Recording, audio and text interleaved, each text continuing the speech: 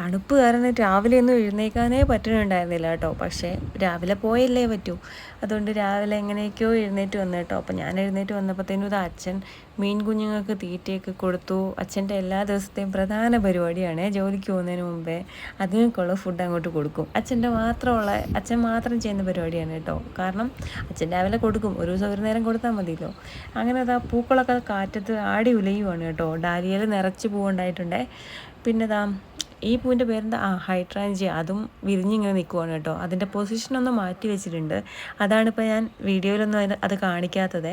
അങ്ങനെ രാവിലെ തന്നെ പല്ലൊക്കെ തേച്ച് കഴിഞ്ഞു കേട്ടോ. ഞാൻ സെറ്ററൊന്നും ഇട്ടിട്ടുണ്ട് ഇല്ലെങ്കിലും നല്ല തണുപ്പാണ്, സഹിക്കാൻ പറ്റാത്ത തണുപ്പ്.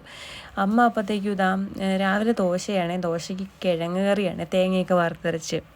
അതും അപ്പുറത്തെ അടുപ്പിൽ കോവയ്ക്ക മെഴുക്ക് പുരട്ടി വെച്ചുകൊണ്ടിരിക്കുവാണ്. അപ്പം എനിക്ക് രാവിലെ തിരക്കൊന്നും ഇല്ലാത്തതുകൊണ്ട് അച്ഛനുള്ള ഫുഡൊക്കെ പാക്ക് ചെയ്ത് കൊടുത്തു. പിന്നെ ഞാൻ പോകാൻ വേണ്ടി റെഡിയായി.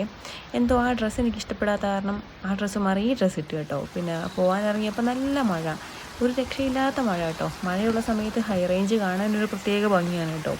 എവിടെ നോക്കിയിട്ടുണ്ടെങ്കിലും വെള്ളച്ചാട്ടമായിരിക്കും. എല്ലാ സ്ഥലത്തും ഉറവ പൊട്ടുവേ, നല്ല കണ്ണീര് പോലത്തെ വെള്ളമായിരിക്കും കേട്ടോ.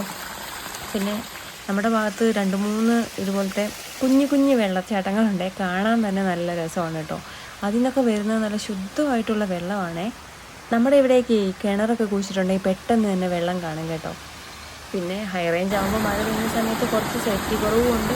അങ്ങനെയൊന്നും നോക്കിയപ്പോൾ ജീവിക്കാൻ പറ്റത്തില്ല. എവിടെ എന്താ എപ്പോഴാണ് സംഭവിക്കുമെന്ന് പറയാൻ പറ്റത്തില്ലോ. ഇത് കുറച്ചും കൂടെ വലിയ വെള്ളച്ചാട്ടമാണ്. കാണാൻ നല്ല രസമാണ്. ഇത് നല്ല കണ്ണീര് പോലത്തെ വെള്ളമാണ്. പക്ഷെ ആരും അങ്ങനെ കുടിക്കാനൊന്നും ഉപയോഗിക്കത്തില്ലേ. വഴിയൊക്കെ ആയതുകൊണ്ട് ചേച്ചിമാരൊക്കെ വന്ന് കുഞ്ഞു കിടക്കുന്നതാണ് കേട്ടോ. നല്ല രസം ഇത് കാണാൻ.